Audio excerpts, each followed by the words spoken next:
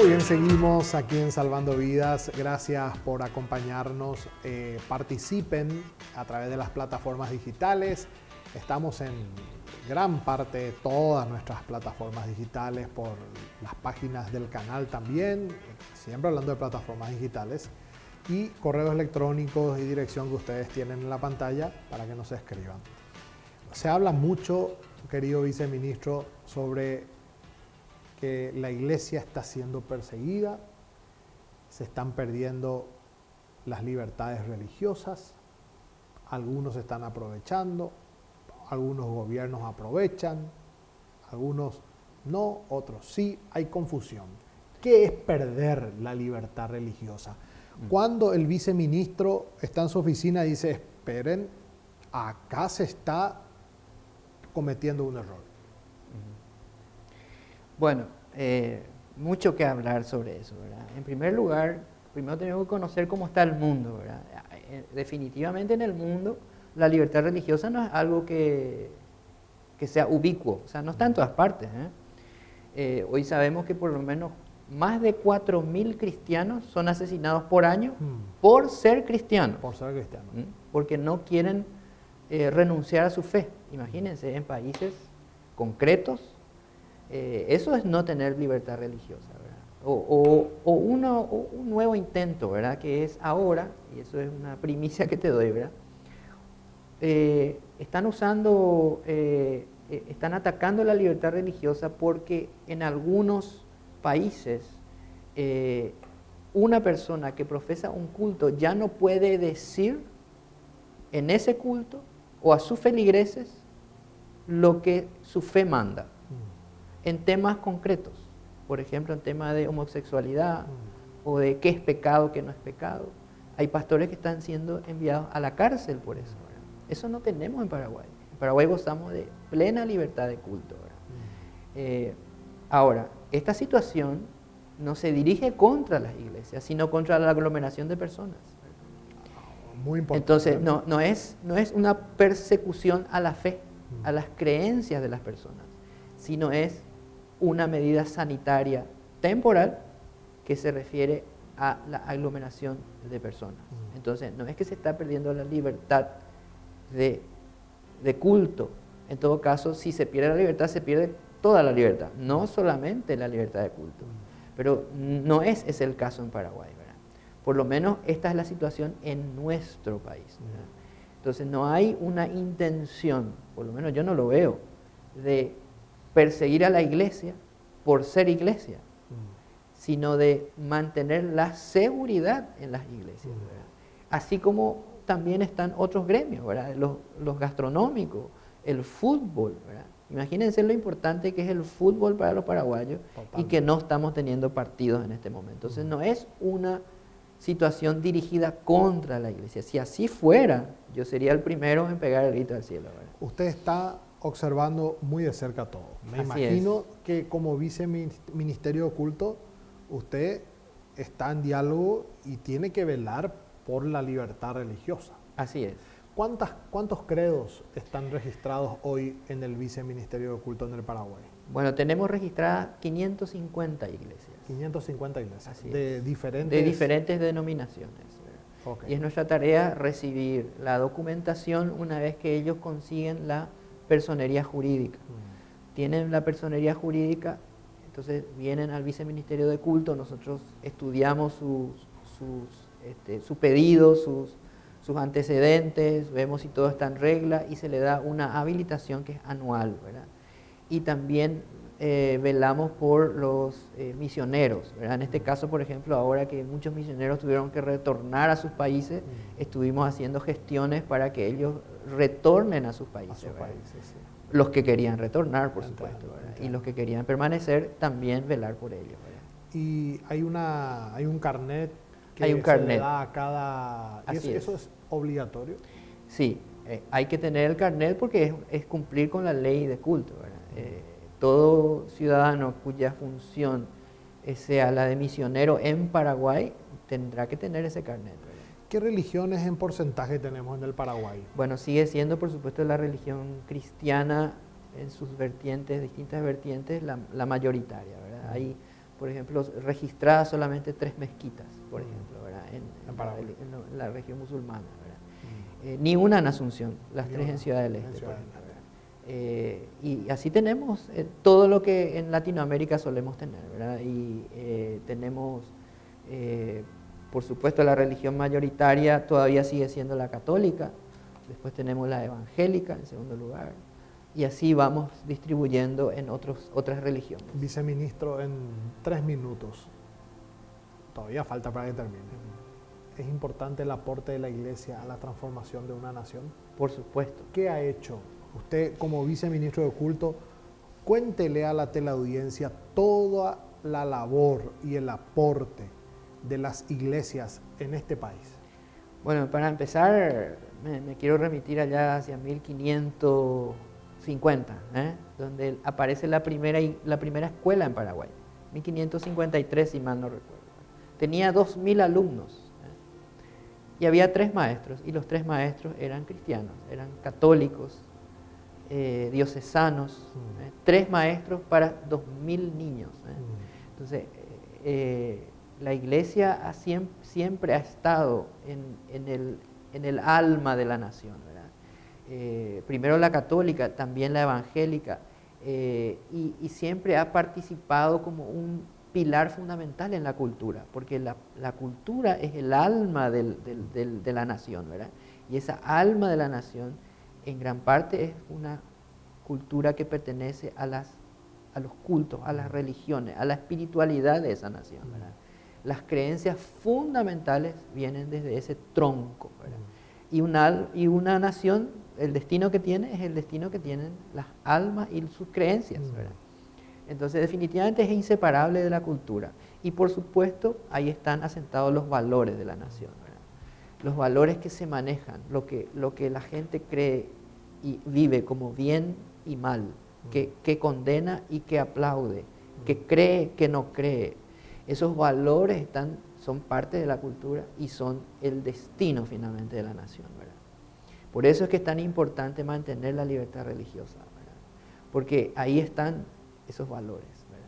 Valores que hoy nos permiten tomar las decisiones correctas. La Iglesia tiene que ser parte de la reforma educativa. Por supuesto. La reforma del Estado también. Por supuesto. De hecho, en nuestra Constitución está garantizada la educación religiosa. O sea, una institución educativa de carácter religioso tiene todo el derecho constitucional de enseñar su fe en esa iglesia, en esa escuela, ¿verdad? A pesar de que nuestra educación en términos generales es laica, ¿verdad? Laica pero no atea, porque nuestra Constitución reconoce a Dios, ¿verdad? Pero no habla de cuál es el Dios, pero sí dice Dios, ¿verdad? Entonces, esa educación religiosa que está también garantizada es parte de las decisiones fundamentales que hemos tomado como nación, ¿verdad? Por lo tanto, ahora en el proceso de transformación educativa, están siendo invitados los referentes de las iglesias para que participen en la construcción de ese plan educativo en el Paraguay, que tenemos esperanza de que pueda ser terminado este año aún en esta situación. Aún en esta situación. Viceministro, la reapertura de los templos está de aquí a unos días, si Dios así lo permite, y está controlada la pandemia. El decreto que hoy tenemos, Juan, es del 24 de mayo, pero tiene una fecha de caducidad que es el 14 de junio, donde se va a evaluar si entramos ya en la siguiente fase, y ahí el Ministerio de Salud va a habilitar probablemente ya los cultos, ¿verdad? Hoy, lamentablemente, tuvimos unas noticias un poco preocupantes en relación a circulación comunitaria del virus, pero tenemos esperanza de que con diálogo, con inteligencia, porque estamos hablando de una cuarentena inteligente, ¿verdad? Entonces, ¿qué nos dice la inteligencia? La inteligencia es la capacidad de solucionar problemas, ¿verdad? Si vemos una amenaza a la seguridad, debe haber una forma también de balancear la necesidad de la espiritualidad, ¿verdad? Del ciudadano, de cumplir con esa espiritualidad, y también el estar seguro. Tiene que haber una forma inteligente, por lo tanto, sentémonos a dialogar sobre esa forma. ¿Usted está dialogando con todos los sectores? Así es, sí, estamos en contacto tanto con el Ministerio de Salud como con los referentes de las iglesias y estamos buscando esa inteligencia para regresar lo antes posible. A través del viceministerio de culto, ¿qué se hizo por los pastores en tiempo de cuarentena? Pastores o sacerdotes que al no poder reunirse han quedado prácticamente, no digo si abandonados, pero ¿no hubo algún trabajo del viceministerio para ayudar a las iglesias? Bueno, ¿O no le corresponde eso? Bueno, realmente no le corresponde. Sin embargo, hemos tenido visitas, en algunos casos fueron reuniones virtuales, sobre todo asistencia en cómo llevar a través de la virtualidad, porque me vieron un poco hablando del tema seguramente en los medios, ¿verdad?, de cómo hacer para que las iglesias puedan llegar hasta sus fieles en términos virtuales, ¿verdad? Haciendo las interacciones que se tienen en las iglesias, ¿verdad? Los cultos, los diezmos, o sea, cómo implementar esas cuestiones. Bueno, hemos estado asistiendo a algunos pastores, ¿verdad? Y también se han acercado muchos precisamente por este tema, por el tema de las reaperturas. Por el tema de las Sí, reaperturas. así es. Ahora, en 2 minutos, viceministro, ¿te recordás algunas cositas del protocolo? Recuerdo algunas, sí. ¿Cómo viene la iglesia ahora, en esta etapa COVID de vivir? ¿Cómo van a ser las iglesias? Yo realmente esa expresión un poco me niego a usar, ¿verdad? El COVID de el vivir. modo COVID de vivir. En realidad, ¿Cómo sería? nuestra forma de vivir debería estar fundamentada en nuestros valores. Ok, muy bien. Pero no intento corregirte, sino simplemente dar una opinión. A mí tampoco, lo que la gente dice. Sí, así o es. El ministro dice, el ministro de Salud dice el modo COVID de vivir. Sí, ¿verdad? sí. Bueno, y otro asunto, la nueva normalidad. la nueva normalidad. Sí, no me agrada del todo, Bueno, ¿verdad? O sea, en primer lugar, el protocolo... La nueva normalidad sí, abre muchos temas. es muy peligrosa esa forma de ver las cosas. Sí. Entonces, en primer lugar, el protocolo habla de los equipamientos que tenemos que tener, ¿verdad? Se refiere, por ejemplo, a la cartelería, informar, el tema de los zapatos, cómo limpiar, los termómetros, o sea, habla de los equipamientos, habla de las estrategias. En las estrategias habla de 3 tipos de medidas, las preventivas, las organizativas y las medidas de higiene, tanto a nivel personal como a nivel institucional. O sea, cómo limpiar el lugar después de cada culto, en fin. En las medidas organizativas es cómo organizar el templo, ¿no?, en términos físicos, ¿verdad?, para que sea seguro, ¿no? En las medidas preventivas, lo clásico, ¿verdad?, pero es muy detallado, tienen 8 o 9 páginas. Y finalmente, cómo proceder durante los servicios, ¿sí? Cuáles son las medidas durante el servicio que tenemos que mantener.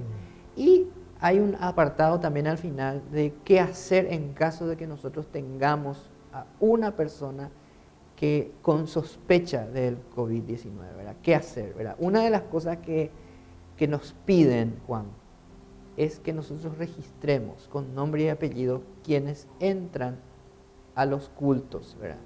No como una medida, y ahí sí podemos ver de que podríamos pensar de que hay una amenaza a la libertad, ¿verdad? Sin embargo, el Ministerio de Salud hace mucho hincapié en que esa información solamente la va a manejar el Ministerio de Salud, ¿verdad? ¿Por qué ellos están interesados en nombre y apellido? Porque si se diera el caso, ¿verdad?, de que exista un enfermo en algún momento que haya asistido al culto tal, de la iglesia tal, ellos van a poder hacer un rastreo inmediatamente a sus contactos y buscar los nexos, ¿verdad? Solamente por eso. Viceministro, por el tiempo. Otros dijeron, ¿por qué los mayores de 60 o de 65 años no van a poder venir a la iglesia? Y otro dijo, eso atenta también. Sí. ¿Y por qué no le voy a poder poner las manos para orar por la persona?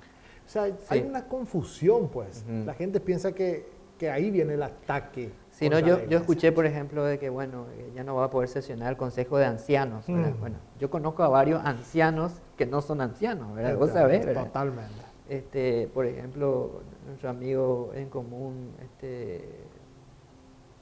el pastor de alabanza del CFA, por ejemplo, no es ningún anciano y es miembro del Consejo de Ancianos, ¿verdad? Totalmente. Entonces no se refiere a eso, se refiere a la seguridad me refiero a Fabián Ojeda, ¿verdad? Sí. La seguridad de la persona, se refiere a eso, ¿verdad? O sea, hay miembros que por su edad están en una franja de altísimo riesgo. O sea, uno ve las estadísticas, uno ve de que el gran riesgo está asociado a la edad.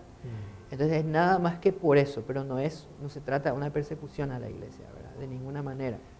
Usted puede decir entonces que en el Paraguay en este momento no tenemos... Bajo estas condiciones no hay ningún tipo de persecución religiosa ni contra la fe, sino es una situación que... sanitaria bajo una ley sanitaria. No se han promulgado nuevas leyes, por ejemplo, sino es la misma ley sanitaria y son decretos en función a nuestros artículos constitucionales y a la ley sanitaria. Entonces no hay nada nuevo, simplemente son medidas y son temporales. Son temporales. Cuando se habilite la fase 3, viceministro, usted va a salir a hablar, va a dar orientaciones a las iglesias. Creo que todas las iglesias del Paraguay tenemos que hablar con el viceministro de culto. ¿Quién es nuestro viceministro? Así es, con mucho gusto. ¿Es correcto o no? Sí, es totalmente correcto.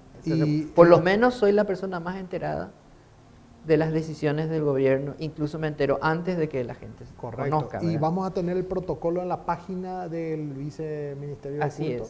Así es. Claro, porque sería bueno subirlo a la página y que cada iglesia entre a la página del viceministerio de culto y lo baje. Así es, en la página del MEC.